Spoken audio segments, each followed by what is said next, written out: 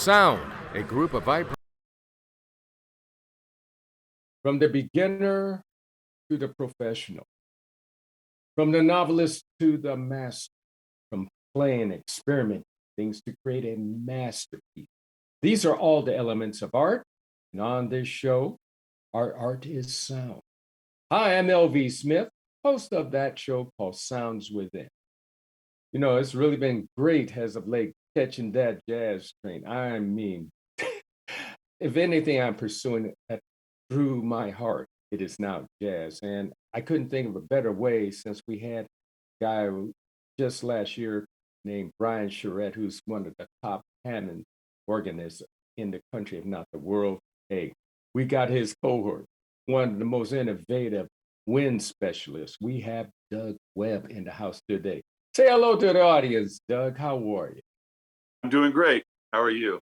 It's so good to have you. Let me tell you. Let's get right down to nitty gritty. My first question to you: what makes Doug Webb Doug? Uh, well, I don't know. I don't know how to be anybody else, I guess. I think everybody has something unique to themselves, and so some people seem to be have a better, easier time in life than others. Somebody once said that God loves us all equally. So that's just something I've kind of thought of, and I've tried to be myself and try to be the best, make the best contribution to the world I can. Well, after meeting you a few years ago, and gee, you definitely are a true gentle soul that I love hanging around, and I'm sure many feel the same thing about you. I But hope so. let's dig deeper into you, Doug. I want you to dig in your memory bank as deep as far as you can remember and think. What was the very first sound you ever remember hearing? Probably the sound of my own voice crying. Yeah, I mean, I would have to say, my mother's and father's voice. I mean, I can't. I first became aware of music. You know, my parents would listen to records, and I mean, I remember like just barely being able to take a record out of a turntable and putting it on the turntable, and had some Disney records when I was a kid, and just and then as I got older, I guess I just listened to top 40. Like I'm 61. I was born in 1960, so I remember definitively saying when I was about 11 or 10 that my favorite band was the Carpenters, and I've and I mean I'm not really jazz at all. But then later, I when I was about fourth grade, they had band in school, and I switched. I started playing clarinet because my mother said she played clarinet when she was at school. My mother was a piano teacher and was a music major in college. She went to the University of Illinois, so she gave me piano lessons when I was very young, probably 5 to 6 or 7, and then I got a separate private teacher when I was about 10. So I did play piano, but when I started playing clarinet, I never really went back and played piano. And now a lot of musicians can sit at a piano and have decent chops. Not me. I can't. I mean, it takes me 10 minutes to figure out how to, voice leading. Like when I do arrangements, I do it in my head. When I write music, I do it in my head now. I don't use a piano to write music. Gee, you're self-contained, man. I mean, this is wonderful. You took away my third question and just went right in there. Oh, So that is great. Well, I you brought up something to my attention when you said, "Oh, I have this video of me playing various winds." And at first I thought, okay, maybe clarinet and three saxophones, and at best maybe a bass clarinet. That's all I thought of. And then you had this whole array of all kinds of instruments I never seen. And you sent me the video, and I just lost my mind over it. Tell us a little bit. Well, I just had this idea of doing it. I've always been, uh, I've always doubled. So I always played clarinet, and but then I kind of made it obsessive compulsion, obsessive compulsive behavior, I guess you have to say, about just collecting rare and unusual woodwinds. And I heard about like sarrusophones and flageolets and various things like penny whistles. But it wasn't just about penny whistles. I had to get them in every key, and then I had to get the very best ones, which are Copeland. And then I talked to like some of the great studio musicians, doubler like Dan Higgins and others, and asked them. I know Gary Foster told me he used to play recorders. So I mean, I went out and got really good recorders. I mean, I have they're pronounced Mick, I think, but it's Moeck, Moeck or Mick. Ebony, Rottenberg, all complete every size they make. I even found some G recorders, and I found out about a contrabass and bass and great bass, sub great bass, sub contrabass, big recorders, and then the flutes. And they came out with a contrabass flute, which you play vertically. Well, of course, I had to get that, and other sizes of flutes. There's very few woodwinds that exist that I don't own. One of them I don't own is a C double contrabass flute, and I think there's only been 4 made, but I don't know. I mean, I think you can order them now, but they're just expensive. But I have like every size of saxophone ever. Fabulous. Let's hear a little bit of something. What are you going to offer us? Oh, the video. Okay, I'm sorry. The video is called El Cerdo Gordo. I did this. Lad McIntosh arranged the piece. Now, in the center of the section on the score that he wrote, it was adapted for all woodwinds. It was something that he had written for a full orchestra. Well, he adapted it for all my woodwinds that he knew of, including I have a full consort of sarrusophones and other things. And then in the center section, he wrote a thing, play cadenza or anything you want. So I just wrote a whole nother section, and I arranged that and I added 100 new instruments that he didn't even know of. A lot of them arranged. That's why that video has about 170 different parts. But it was originally written for about 60 woodwinds, and I added everything that wasn't on the thing, including odd sizes of things like low A soprano and a low A alto, and I have like a full set of Adolph saxes that were made in about 1850s, I think. Wow.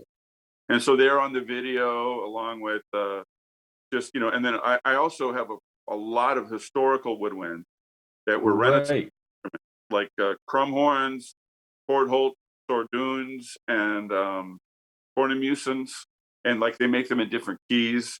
And wow. So you can see on this video, there's a lot of different instruments. And let's hear it. Let's watch a little bit of it. Okay, please. Yeah. All right. Take it away with El Cerdo Gordo by Doug.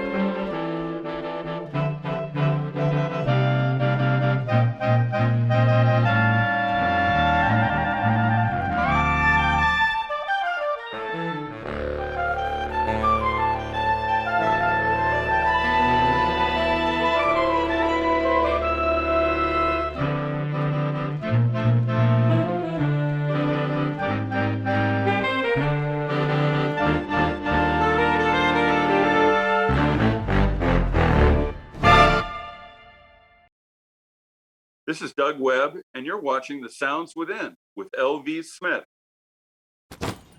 Hart, what's going on? I'm leaving. Why? What did I do? Not enough. The pressure's too much. I quit. I get it. I can do better. Just Please, don't leave. Don't let your heart quit on you. Get your uncontrolled high blood pressure to a healthy range before it's too late.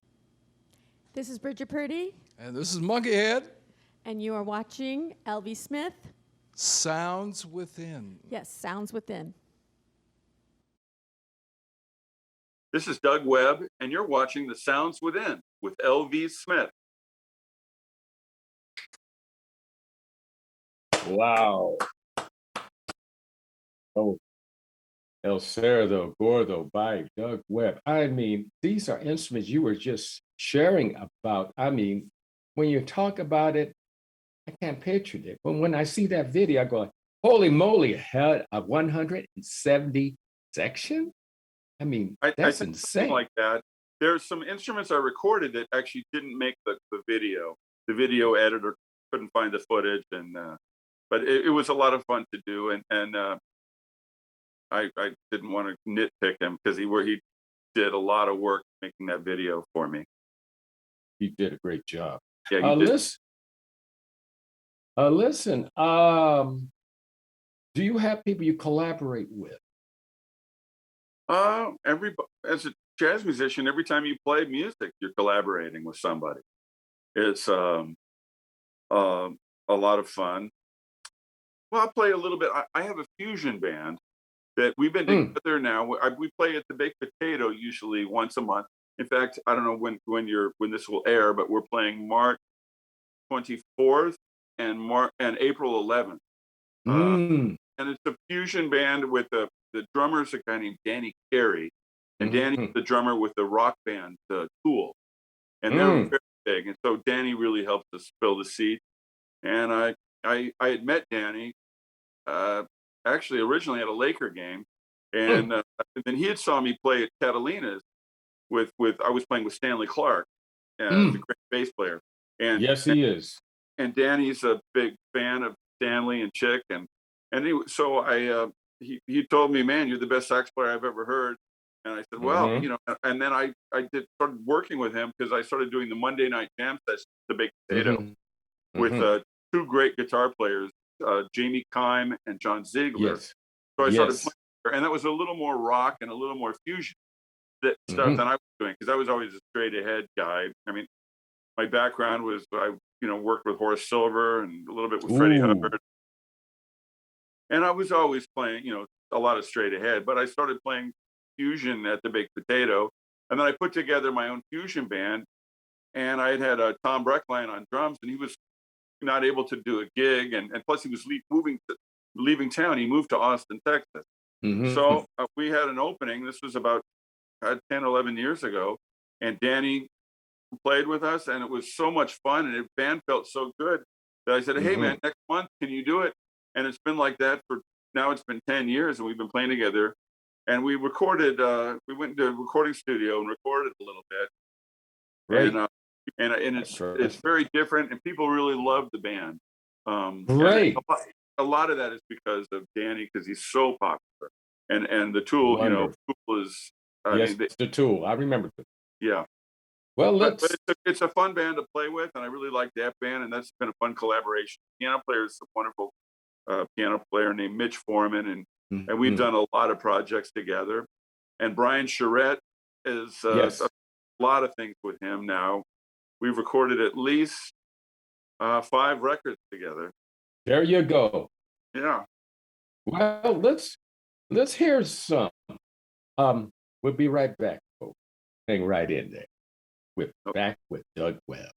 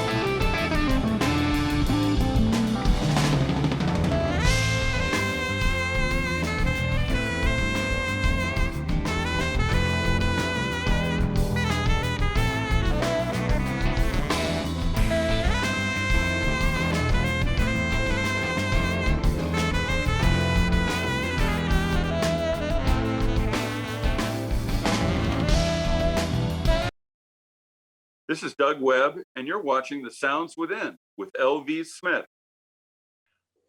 You've got to play every dag-burn day. I'm Brian Skinner. You're watching the Arroyo Channel.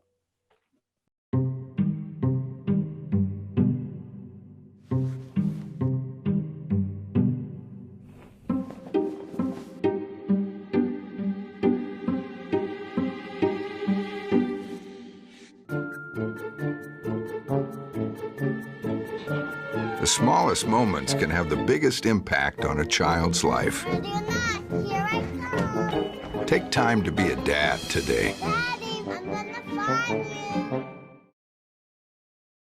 This is Doug Webb, and you're watching The Sounds Within with LV Smith.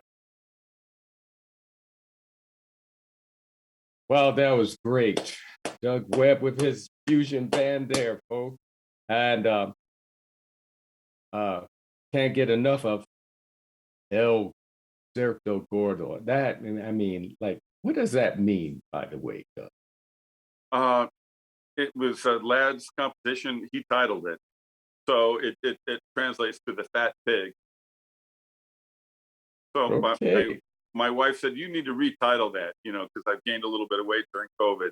And I'm Oh, so anyway. well, wow.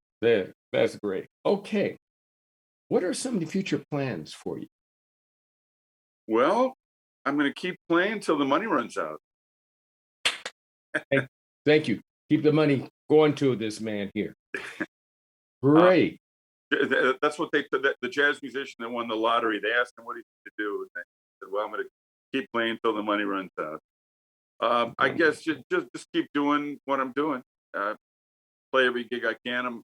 I don't know when the air date for this is, but I'm playing tonight at a place called Squash Great, the 2nd and the 9th. The 9th, I'm playing with a great sax player named David Binney. And we've been collaborating and playing a lot together. And it's just with bass drums and 2 saxophones. And Wow. if anybody that's not familiar with Dave or his music, he's one of the finest players. I know he collaborates a lot with Chris Potter, or he did when he lived in New York. He just moved out here. So we've been playing a lot Yay. together. On the 2nd, I'm doing a thing where I'm playing baritone and a young trumpet player who I really love named Aaron Janet. And we're doing the music of Chet Baker and Jerry Mulligan Quartet. Yes. And a great rhythm section, great young bass player, Mike Barola, Charles Ruggiero on drums. And we're playing all that music. So Wonderful. I just try to do something different. If I'm playing at one club a lot, I try to do something different because I think people enjoy hearing different. And there's so many different sides, so many different kinds of jazz that I love personally. Yes. I mean, my main inspiration my whole life has been John Coltrane. Oh, yes. Yes. I just missed before he took his cab. I really wanted to see. Well, we have this demon called time, and time has no mercy upon anyone. But what are your words of wisdom to the future Doug Webb? If somebody is really serious about being a musician, basically, if you're, I just tell people to really practice because people don't really realize the importance of hard work. And, there's a lot of intelligent, brilliant people out there that never realize their full potential. It's like, what made Kobe Bryant great, the basketball player, was probably his work ethic and his determination more than his, skill. So I just, if somebody's in high school and they look at what their parents do, working, 9 to 5 for a full-time job is not that much. Practicing 8 hours a day gives you plenty of time to do other things. And if somebody like a freshman in high school can average between 4 and 8 hours a day of practice, by the time they graduate high school, they'll be one of the best players in the country. And if they practice, 1 or 2 hours a day, every high school's got some guy doing that. And if unless you're going to be at the top of the food chain, it's not, being a musician is not a great life, because there's not a lot of work, not a lot of money. For every gig that you have 3,000 people vying for the same job. For every job you do at a club, there's somebody willing to go in there and play for nothing. They might have a bigger following than you, and they're willing to pay the club to play there. You go to all the clubs on Sunset Boulevard. They now it's a pay to play. So the band pays the club to play. And the more musicians, the larger city you live in, the less the gigs pay. Now with studio work being what it is, there's not a lot of there's not a lot of opportunities for musicians to make a living, other than teaching. And so you're looking at, well, did you really want to teach at a university or high school? I mean that's nothing wrong. That's very admirable work and nothing. But I think a lot of people think that they're just going to go play, right, and become successful. And you can do it, but you're going to have to be better than everybody else, and not just the best in your high school, but you need to be. I mean, there might be one guy in the state of Vermont that graduate in any 1 year that actually makes a living at music. Yep. In the whole state. That's right. Right. So, exactly. And now you're looking at the world. So yes. Internet. Well, how can we get in contact? Your contact information. My email address is dougwebbmusic@yahoo.com. My website is dougwebb.us. You got it. We'll post that on the credits. Doug, I cannot thank you enough for making this visit possible. You are definitely the man. Thank you so much. It was really, really fun. Thank you for your kind support and for all that you do for musicians. Appreciate it. Like you, I'm trying. Okay. So do come back. We always will have a place for you. Thank you so much. Thank you. Folks, this has been another edition of Sounds Within with LV Smith. And do check the credits on how to contact Doug Webb. And let's close out hearing some of his great